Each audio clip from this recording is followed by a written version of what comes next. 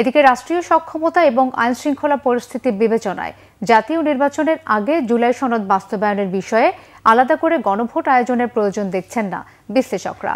তারা বলছেন, আলাদা করে গণভোট আয়োজনের খরচ ও প্রস্তুতি জাতীয় নির্বাচনের সমান। তবে এ নিয়ে মতভিন্নতা দূর করতে পারছেন না রাজনীতিবিদরা। বিস্তারিত নাবিল জাহাঙ্গীরের রিপোর্টে।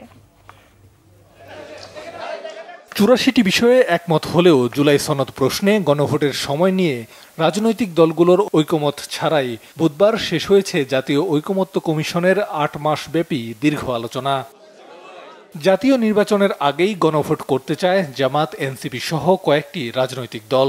অন্যদিকে বিএনপি সহ সমমনাদের আশঙ্কা, জাতীয় নির্বাচন বানচাল করতেই এমন দাবি তোলা হচ্ছে। এখন যে পার্লামেন্ট ইলেকশন হবে, এই পার্লামেন্ট ইলেকশনের আগে যদি কোনো ধরনের আবার ইলেকশনের একটা ব্যবস্থা করার জন্য কেউ কেউ বলেন, আমার মনে হয় সেটা পার্লামেন্টের ইলেকশনটাকে বাধাগ্রস্ত করার জন্য একটা দুরভিসন্ধি থাকতে পারে, অস্বাভাবিক কিছু না।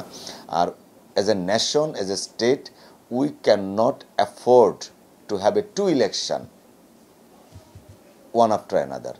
গণভোট আয়োজন করতে যে পরিমাণ লজিস্টিক সাপোর্ট লাগবে, ঠিক আবার জাতীয় সংসদ নির্বাচনের জন্য এই লজিস্টিক সাপোর্ট থাকবে। কিন্তু নির্বাচনের দিন করলে অনেকগুলো সমস্যা আছে। নির্বাচনের দিন আপনার যে ধরনের প্রতিদ্বন্দ্বিতাপূর্ণ পরিবেশ থাকবে, তারপর হচ্ছে নির্বাচন যে সম্পূর্ণ হানাহানি মুক্ত কিংবা সুষ্ঠু ও নিরপেক্ষ নির্বাচন বলতে আমরা যেটা বুঝি যে কোনো ধরনের রক্তপাতহীন কিংবা ভোট দখল, কেন্দ্র দখল, ব্যালট বাক্স ছিনতাই এগুলো হবে না তা তো আমরা জানি না। মানে একটা অস্থিরতা থাকে রাজনৈতিক দলগুলোর মধ্যে, নানা ধরনের মুখোমুখি অবস্থান তৈরি হয়।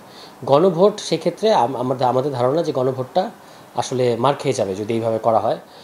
ফেব্রুয়ারির আগেই নির্বাচনের পরিবেশ সৃষ্টি করাকে চ্যালেঞ্জ মনে করছেন বিশ্লেষকরা।